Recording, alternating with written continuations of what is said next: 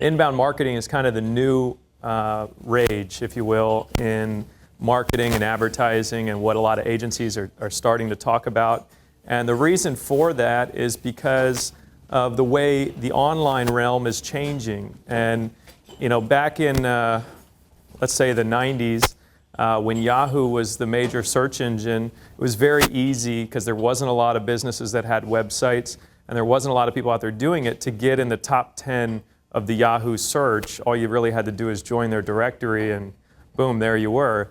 And as time went on, and Google came about, search engines started competing for market share, and Google today holds about 80% of that market share, maybe a little less, a little more.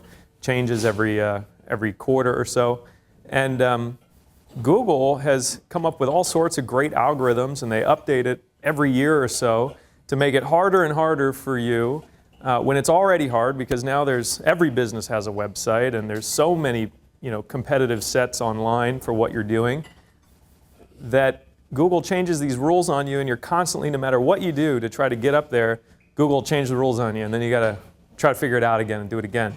And the reason they're doing that is because so many agencies like ours got really good at hiring or getting a client, and they would hire us to get them in the top 10, and we'd do a bunch of tricks. We'd get them up in the top 10, and then Google would say, look, we want to decide who's shown in the top 10. We don't want you deciding who decides. So they keep changing the rules, and now it's getting to the point where it's going back to what originally got you in the search engines, which is content, and content is king, and they've always said that. But if you have really good, relevant content, then people are going to find that content. They're going to share that content on their social media sites. They're going to refer it to other people. Other people are going to find you. And content is really where you're collecting these inbound strategies, right? This is how we're getting people to our site. So for all of you in this room, the majority of you, 99%, I don't know, and I've never met. So you guys found us some way, came and you saw the content of this presentation, and you thought, hey, this is going to be valuable to us. We want to be here today. So everybody sitting in this room is a good example of what I'm about to go through here, which is inbound marketing and using our site to... So that kind of just gave an intro to my presentation. But this presentation is not necessarily branded exactly like Sean's, because this is a co-presentation that we worked on together with HubSpot. And we're a certified HubSpot partner agency. And HubSpot is the maker of a set of software, basically, an online webware, that allows you to implement this inbound marketing strategy. But they don't do any work. So if you come to HubSpot and you say, hey, we want to do this, they'll say, well, great, here's our software, you can license it, but you better know somebody in your organization that can do it, or work with one of our partner agencies who understand the strategy and can do all the work to get this thing implemented and working for you. So we work very closely with HubSpot. We have an account rep there who gets involved on all of our accounts to make sure that the strategy is sound and to customize their software and make sure their software is operating at its full potential for us. So what is inbound marketing? This presentation is an overview of the inbound philosophy, the methodology, and the tool set. So today we're going to cover what is inbound marketing, the philosophy of why it works. So it's very important, obviously, to understand why we're going to do this. Then we need to know how we're going to do it, so the methodology behind it. And last, what are the tools that we need to be able to implement this strategy? So what is inbound? Inbound marketing, instead of buying ads, buying email lists, or cold calling, inbound marketing focuses on creating educational content that pulls people towards your website where they can learn more about what they do on their own accord. This is really important, the last piece, on their own accord, right? So it's a decision that they're making on their own based around the educational content and what they're reading as to the next action that person wants to take with you or without you. So inbound is an approach to marketing that reaches today's consumers, supporters, and donors in your case. It's based around content and the context of that content. So on the content side, you want to be found, or you want qualified leads, not just leads, but qualified leads to find you through your website pages, different blog articles on your social media sites that are optimized for search. So meaning We know what the key words are that we're going around, and that we're going to write content based on that keyword, so when people are looking for what it is that you're writing about, for search and for social media. And then the context part is the really important part that most people don't do. So even if you're in here blogging, the context piece, when it talks about what is going to pull those specific individuals through the funnel to get them to take whatever action it is you want them to take, whether that is to volunteer or to donate, and personalize it at scale, meaning that you can't do it individually one by one, right? We got to do it at scale. So we're going to need tools that will automate some of this stuff and allow us to do it without having to do it one by one. The context part, to touch on that a little bit more, it really goes into personas and segmentation. When you're looking at an individual who gets involved with your organization at a volunteer level, that person is a completely different person, not all the time, but a lot of the times. Their age group, their financial status, their job, or maybe they're a student. That's a completely different person than what Nestor was talking about this morning of being a board member who is financially capable and wants to donate or wants to go raise money. Those two people are very, very different people. They're interested in different subject matter. They want to be talked to differently, and the way they're going to find your website is different. So if your website is just one thing, and you're not talking to those people in different ways, then it's going to be very hard to make that one machine do all the things that you want it to do, right? If you remember on our site, if you did look at our homepage, if you went straight to the nonprofit page, that's one thing, but if you looked at the homepage, you would see that our homepage is broken out into 10 different industry sectors. Those 10 industry sectors are our personas for our agency. So nonprofits is one of them. We also have restaurants and construction and a lot of different other things that we focus on. And when you go into each one of those sections, our website begins to talk in that language to that person, to that persona, the way that they would want to be talked to and about the things they care about. So inbound marketing can be understood in three ways. It's philosophy, methodology, and the tool set. Inbound as a philosophy is the why, methodology is the how, and the tool set is our playbook, if you will, if we're playing a sports game here. So inbound marketing in a nutshell, it's marketing with a magnet, not a sledgehammer. So we're not out there pounding these nails one by one. We're going to put a magnet, the biggest magnet we can get, and hope that all of these nails come flying into our magnet, right? So why does this work? So inbound marketing is a philosophy based on the truth that consumers engage with, learn about, buy from, support causes differently today than they did 10 years ago. So 10 years ago, even 20 years ago, right, before Yahoo and Google existed and all these search engines started putting the power back in the hands of the consumers and the donors and people who buy from us, pre-internet basically, it was relatively an uninformed buyer, right? So the process was very linear, and it was an interrupted type form of advertising. So it's like you're watching TV, you don't have a DVR yet, you can't get past the commercial. Man, I have to watch all these commercials. I find out about something that actually piques my interest, but I don't know anything about it. It's the furniture store, maybe he's having a sale. Now I have to march on down to the furniture store, I have to talk to a sales guy. The sales guy is going to teach me everything about the product, and then I'm either going to buy it or I'm not, right? So it's a very linear process.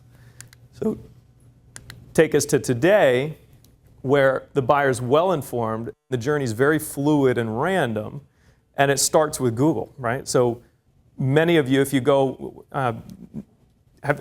show of hands, how many people have been on Google today?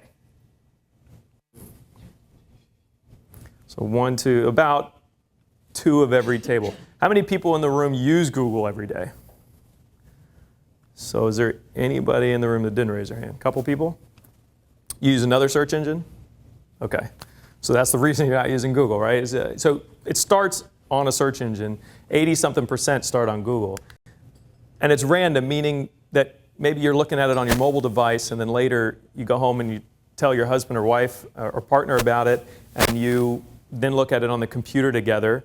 Or maybe you did see the TV ad first, but then you went to the internet to research it, and then you went to a review site which has nothing to do with the product or the brand or the company, and you're reading a third-party review on it, and you're very well informed. And the way that you're being attracted to these sites through the search engines, maybe for that review site as a great example, is because that review site has really good content. There's reviews that you want to read about that product or service that you're interested in. So it's the content that's attracting you to that site.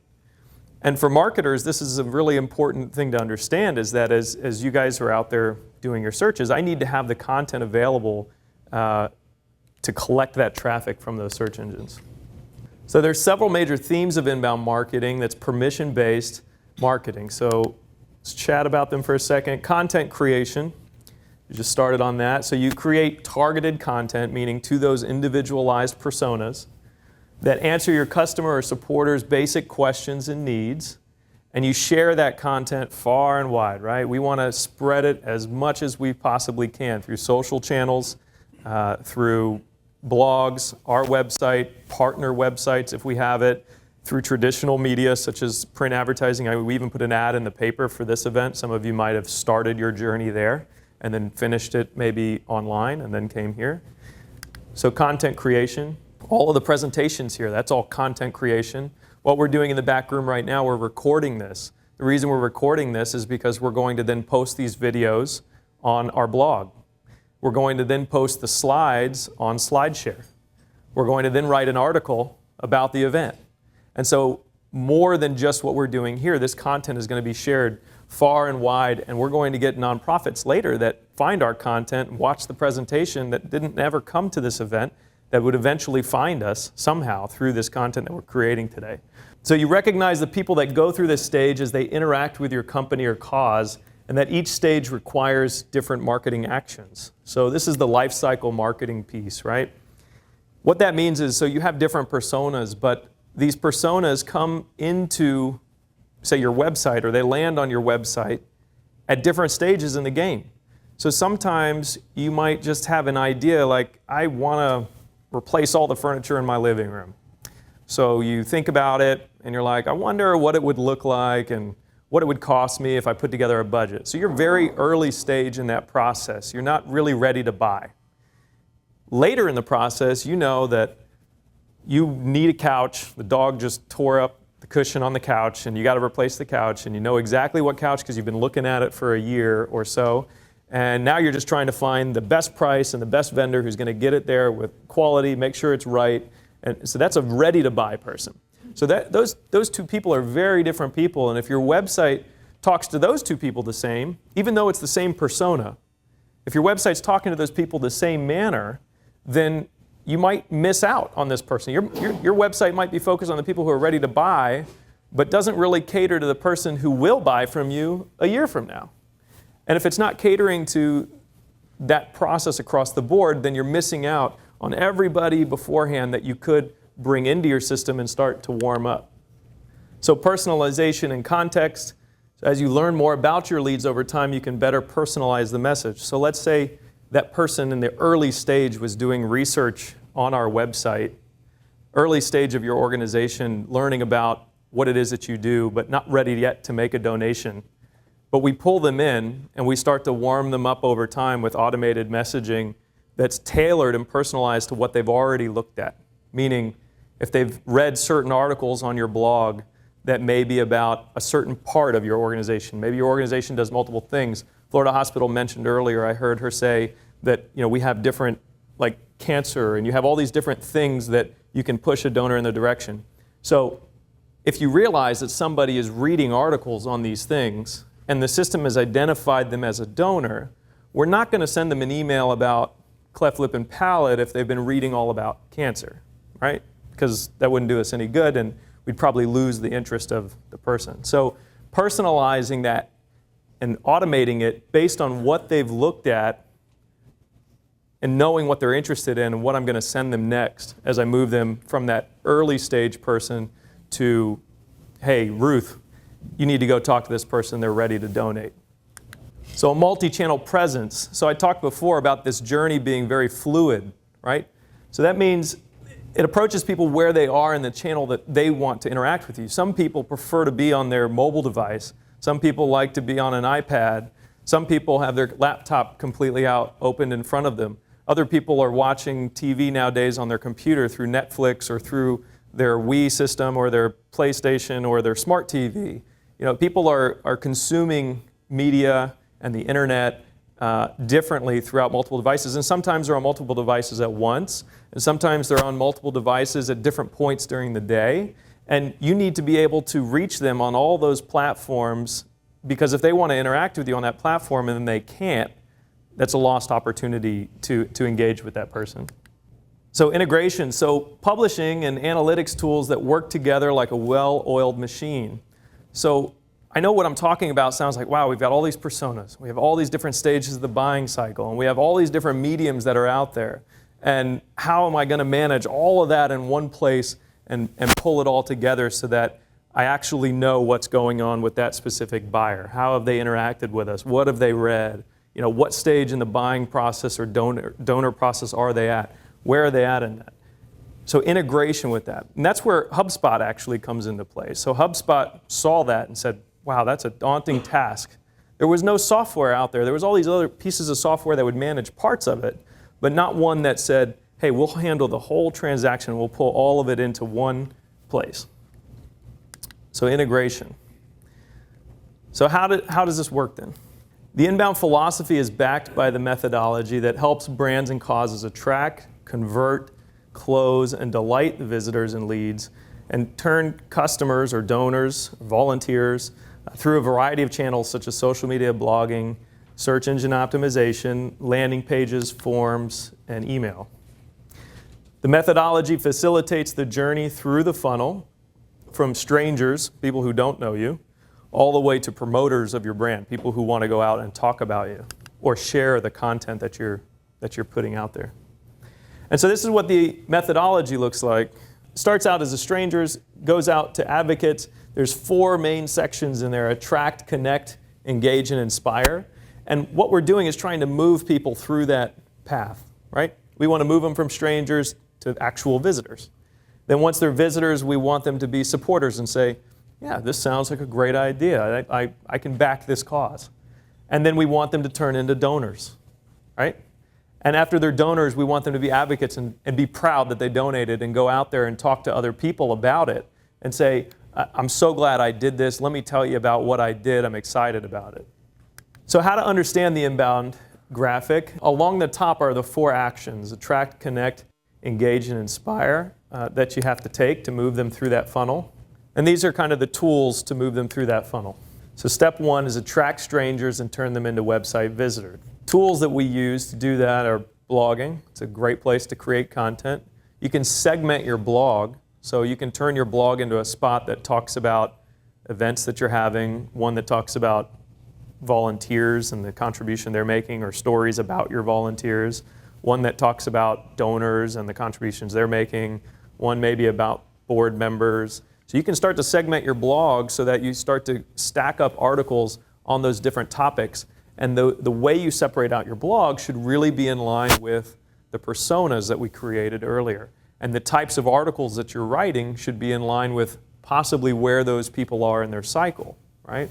If they're looking at a board and they have no idea what a board involvement is, maybe the article is in regards to what a board does for a nonprofit. Maybe that's the article, right?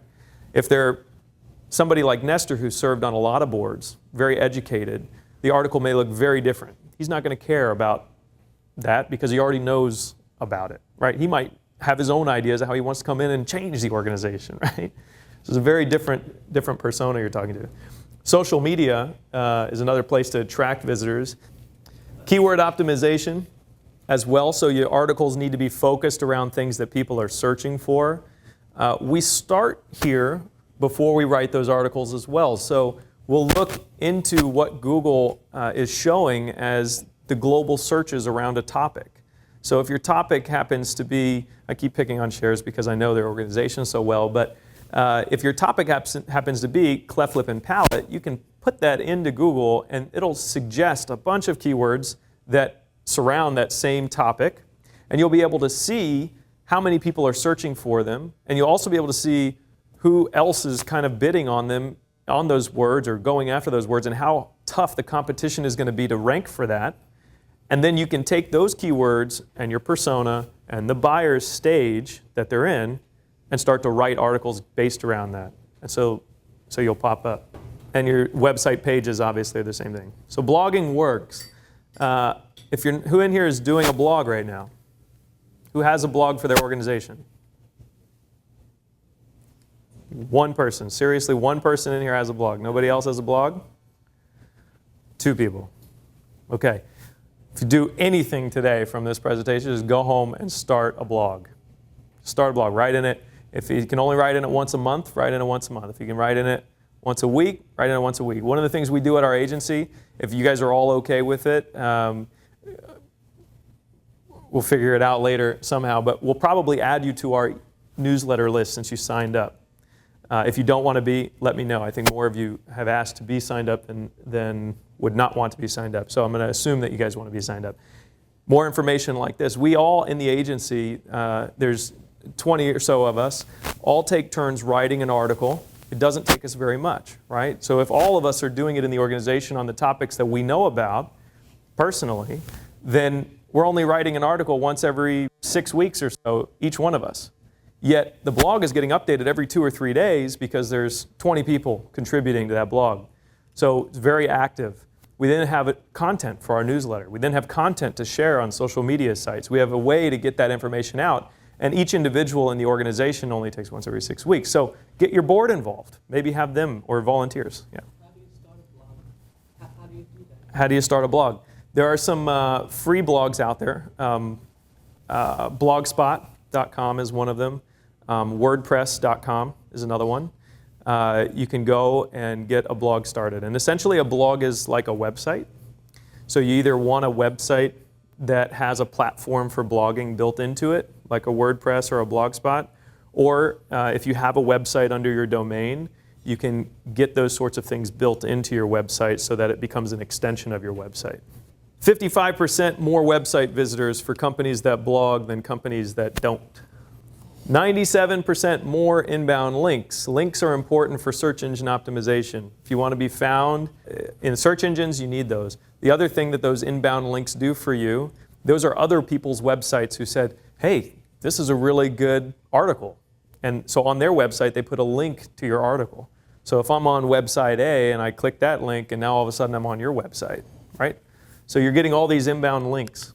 434% more indexed pages. That's 434% more opportunities to be found in the search engines, just because you have more content pages on your site.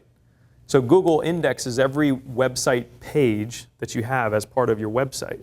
So the more of those you have by blogging, because every time you put a blog article, it's another page, the more opportunities you have to show up in the search engines. So if you're not blogging, that's the one thing you could start doing today that would really, really help. And you need to be active on social media sites too. Sean talked a little bit about the top 5 that we look at.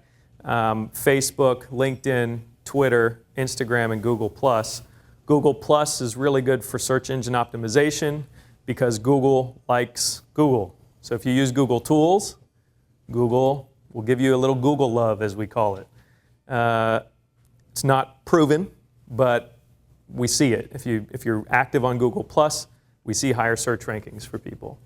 Twitter, Instagram, it's all that social media. The more followers you have, the more likes you have on Facebook, Google, Yahoo, Bing, they look at that and it's kind of social credibility. It's hard to fake. It's hard if you've noticed how many likes you can get to your Facebook page, right? It's not like you can start a Facebook page and get 60,000 likes tomorrow, unless you pay a lot of money, and then they're usually, just fake to some company, a spam company, and they can tell when you do that too. So the number of likes you have, the number of followers you have on Twitter all matter to the search engines for search engine optimization. You must share that remarkable content that we're creating, like what we're doing here today, on social media. If you take a look at our Facebook page, there's a little picture of a lot of the back of your guys' heads and the front of this room and the fact that we're doing this event today, because I want other people to see that and say, man, I missed that event, right? And, oh, I want to go look on their website for more content about that event. And it puts a human face on your brand. So you should create content around the targeted keywords. I talked a little bit about this already. So you carefully pick and analyze those keywords that you're writing the content about. It's stuff that people are going to be searching for, right? How would you write it into the search engine? And you can actually look in Google and see how the majority of people are writing, because sometimes I may think it's the one way, and I realize that 70% of the population is doing it another way, right? So what tools do you use to turn traffic into leads? We want to convert those visitors now, right? They were strangers, but now they're at our website. We want to convert them into leads. Not necessarily a customer yet, but at least a lead. How do we do that? So tools we use are calls to action. And I don't necessarily mean a call to action being like, call now, or, buy now, or even for this event, register now. Although that was a good one, because it got you guys all here. Calls to action can also be things like the one at the end of Sean's seminar that said, contact me for a free download of our brand guidelines template, or download this white paper on our organization, or find 5 ways that you can do better in life by volunteering for a nonprofit. Whatever those things are. To download that information, they've got to give you a little contact information, right? They got to give you at least their email so you can email it to them. Maybe depending upon where they are in the buyer process, if they're really early, you probably want to ask for a little information. If they're ready to buy, those people may give you a lot of information, right? So you can collect information on them. As you collect that information, that inbound information coming into you, you then have a lead, right? It's now in your database. They might not be ready to buy today, but at least you've collected the information on them and they just didn't go someplace else. Landing pages. So that's where we would place, after a call to action, maybe the call to action is on your blog article on the top 5 ways to get more out of your donation to a fundraiser, right? And they download that. If they click that call to action, it's going to take them to the landing page that has the form and asks them the proper amount of information through that form. And then it goes into the contact database. And now we're going to use that to warm them up. So we entice the visitors to claim an offer with those calls to action. They're basically buttons that encourage them to take an action, right? Download a white paper, attend a webinar. You drive them to the landing page so that they click that button. They're now on the landing page. And this is where the action is fulfilled, the call to action that you specify. This is where they're actually going to be able to download that paper and where you get to begin a conversation with them about it, right? You use forms then to get the information that you want from them. And all these screenshots you see on the right are all part of HubSpot's tool. So what's cool about HubSpot is that you can build these calls to action and you can build these forms out without being a web developer. So if you have a marketing person who's a really good marketing person, and once you get this stuff integrated and plugged in, that marketing person can say, you know what, I want to put out this white paper, and they can launch it without having to call an IT guy or a web guy. They can create the landing page and they can create the form, and the HubSpot software just puts it up there for them. It's just kind of drag and drop type stuff. It puts all your contacts in one place, right? And I can see with the contact, I can then see if that contact originally found us 2 years ago on a website and what article they came in on from what search engine. I can see that they then liked us 2 months later on Facebook. I can see that they came back to our site 6 months after that and read another article on becoming a donor. And I can then see that after that article, we sent them an email automated that had another white paper in it that enticed them to come back to the website where they finally made their donation. And I can see that whole process because it's all in one database. And that helps me to better understand what's working and what's not working, right? I can see what is actually leading people to become a volunteer or to become a donor. So what tools do you use? Well, HubSpot, duh, right? That's the thing here, but we need more than, what does HubSpot do really, right? I just talked about it a little bit, but it scores the leads actually. So when I'm talking about sending a development officer out who's going to have to spend time talking to somebody about getting a donation, I want to know, is that person qualified before I send that person off, right? So this system, you can set it up to where depending upon the actions that the person takes on your website or via email or how many times they visit you or if they've liked you on all the social media sites, it shows how engaged they really are, and the system can be automated to send an email to Ruth and say, hey Ruth, this person's liked us on every social media site. They come to our site once a month, but we show that they've never made a donation. Maybe you should talk to them. Right? So it scores those leads. It email nurtures them. This is the one part that you were just talking about there. So it will automate emails that look like it comes directly from me, that doesn't actually come from me, but it has my signature. Everything's written. It pops their first name in. And really, I did write the email, but I wrote it once, and now it goes out every time somebody reads that article or every time somebody likes us on Facebook if I have their email address already in my database, and that's what I tell it to do. Maybe if they downloaded a white paper, for example, 6 days later, the system automatically follows up with an email that it looks like it comes from me, and it says, hey, thanks for downloading that white paper. I'm glad you enjoyed it. By the way, we have another article on our website that is along those same topics. I thought you might enjoy it. But if the system sees that the person already went to that page, it won't send that email, right? It'll send a different one. So it's all automated. That's the next piece. So closed loop reporting, I mentioned that already. So we can see from the very beginning to the very end of the process what happens with that person along the journey. And we can send targeted emails to leads to pull them through the sales funnel. I talked about that.